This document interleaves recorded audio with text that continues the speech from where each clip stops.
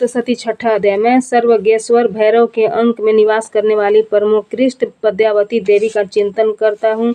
वे नागराज के आसन पर बैठी हैं। नागों के फनों में सुशोभित होने वाली मणियों की विशाल माला से उनकी देह लता उद्भासित हो रही है। सूर्य के समान उनका तेज है। 3 नेत्र उनकी शोभा बढ़ा रहे हैं। वे हाथों में माला, कुंभ, कपाल और कमल लिए हुए हैं तथा उनके मस्तक में अर्धचंद्र का मुकुट सुशोभित है।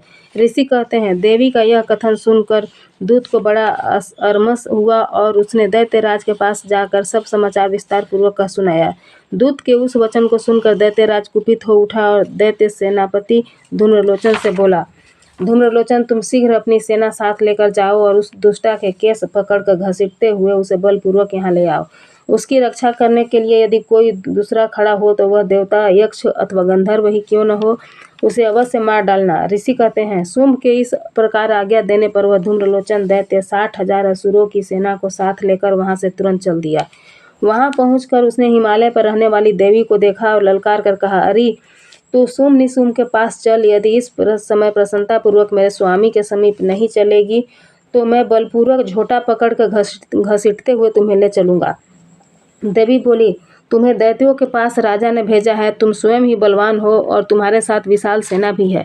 ऐसी दशा में यदि मुझे बलपूर्वक ले चलोगे तो मैं तुम्हारा क्या कर सकती हूँ। ऋषि कहते हैं, देवी यों कहने पर असुर धूम्रलोचन उनकी ओर दौड़ा। तब अंबिका ने हूँ शब्द के उच्चारण मात्र से उसे भस्म कर दिया।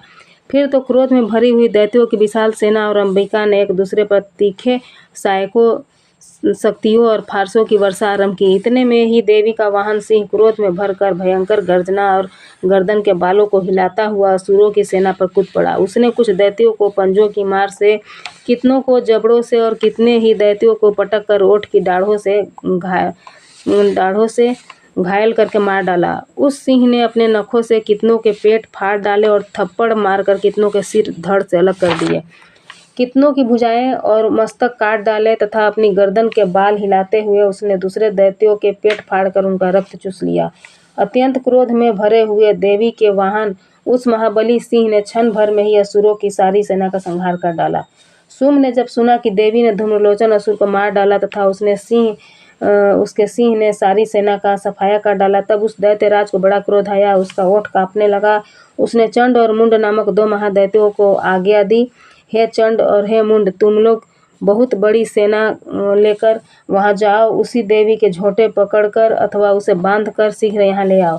यदि इस प्रकार उसको लाने में संदेह हो तो युद्ध में सब प्रकार के अस्त्र शस्त्रों तथा समस्त आसुरी सेना का प्रयोग करके उसकी हत्या कर डालना। उस दुष्टा की हत्या होने से तथा सिंह के भी मारे जाने पर उस अंबिका को बांधकर साथ ले शीघ्र ही लौट आना। इस प्रकार श्री मार्कंडेय पुराण में सावर्णिक मनवंतर की कथा के अंतर्गत महादेवी महात्म्य में धूम्रलोचन वध नामक छठा अध्याय पूरा हुआ। दुर्गा सप्तशती 7वां अध्याय, चंड मुंड का वध। मैं मातंगी देवी का ध्यान करती हूँ। वे रत्नमय सिंहासन पर बैठकर पढ़ते हुए तोते का मधुर शब्द सुन रही हैं।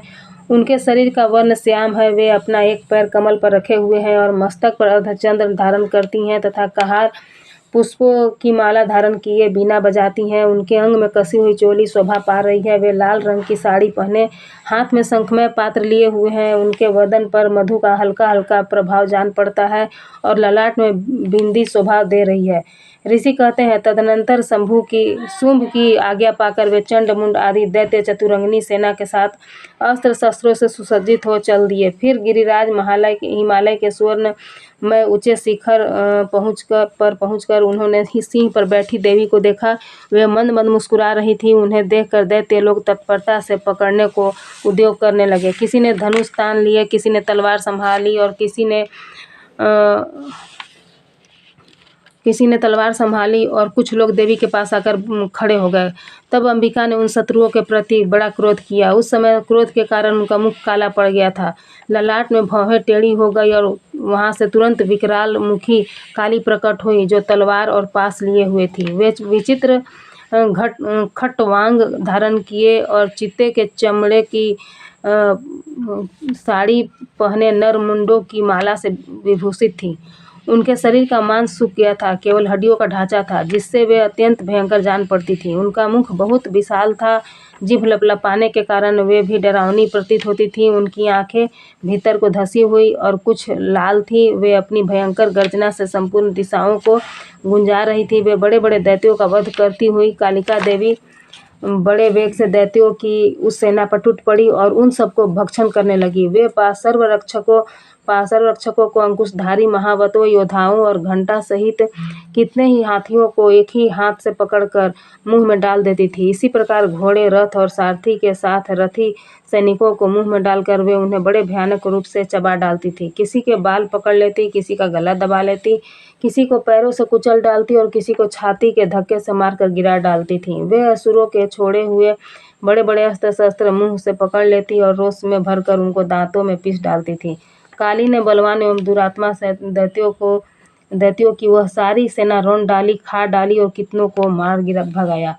कोई तलवार के घाट उतार गए, कोई खड्गवाड़ से पीटे गए और कितने ही असुर दांतों के अग्रभाग से कुचले जाकर मृत्यु को प्राप्त हुए। इस प्रकार देवी ने असुरों की उस सारी सेना को क्षण भर में मार गिराया। यह देख चंड उन अत्यंत भयानक काली देवी की ओर दौड़ा तथा महादैत्य मुंड ने भी अत्यंत भयंकर बाणों की वर्षा से तथा हजारों बार चलाए हुए चक्रों से उनका भयानक नेत्रों वाली देवी को आच्छादित कर दिया। वे अनेकों चक्र देवी के मुख में समाते हुए ऐसे जान पड़े मानो सूर्य के बहुतेरे मंडल बादलों के उदर में प्रवेश कर रहे हों। तब भयंकर गर्जना करने वाली काली ने अत्यंत रोष में भरकर विकट अट्टहास किया। उस समय उनके विकराल वदन के भीतर कठिनता से देखे जा सकने वाले दांतों की प्रभा से वे अत्यंत उज्ज्वल दिखाई देती थी। देवी ने बहुत बड़ी तलवार हाथों में ले हूं का उच्चारण करके चंड पर धावा कर दिया और उसके केस पकड़कर उसी तलवार से उसका मस्तक काट डाला। चंड को मारा गया देखकर मुंड भी देवी की ओर दौड़ा। तब देवी ने रोष में भरकर उसे भी तलवार से घायल कर के शरीर धरती पर सुला दिया। महापराक्रमी चंड और मुंड को मारा गया देख मरने से बची हुई बाकी सेना भय से व्याकुल हो चारों ओर भाग गई। तदनंतर काली ने चंड और मुंड का मस्तक हाथ में ले चंडिका के पास जाकर प्रचंड अट्टहास करते हुए, देवी, मैंने चंड और मुंड नामक इन दो महापशुओं को तुम्हें भेंट किया है। अब युद्ध यज्ञ में तुम शुंभ और निशुंभ का स्वयं ही वध करना। ऋषि कहते हैं, वहां लाए हुए उन चंड मुंड नामक दैत्यों को देखकर कल्याणमयी चंडी ने काली से मधुर वाणी में कहा, देवी, तुम चंड और मुंड को लेकर मेरे पास आई हो, इसलिए संसार में चामुंडा के नाम से तुम्हारी ख्याति होगी। इस प्रकार मार्कंडेय पुराण में सावर्णिक मनवंतर की कथा के अंतर्गत देवी महात्म्य में चंड मुंड वध नामक 7वां अध्याय पूरा हुआ।